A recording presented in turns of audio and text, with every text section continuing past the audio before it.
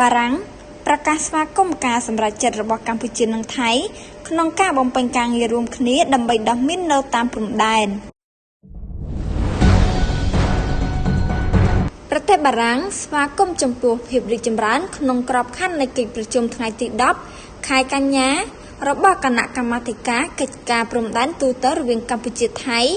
ហើយជំរុញឲ្យភាគីទាំងពីរបន្តកិច្ចសន្ទនានិងកិច្ចសហប្រតិបត្តិការដើម្បីគោរពតាមបទឈប់បាញ់នេះបើតាមសេចក្តីថ្លែងការណ៍របស់ស្ថានទូតបារាំងប្រចាំនៅភ្នំពេញ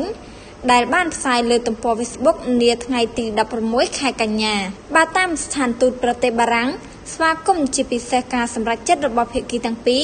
ក្នុងបំពេញការងាររួមគ្នាដើម្បីដោះមីននៅតាមព្រំដែនជាមួយគ្នានេះបារាំងបញ្ជាក់សារជាថ្មីនៅការគាំទ្រដល់ពេញទំហឹងរបស់ប្រទេសម៉ាឡេស៊ីដែលជាប្រធានអាស៊ានក្នុងកិច្ចខិតខំប្រឹងប្រែងទាំងនេះដើម្បីស្ថិរភាពក្នុងតំបន់។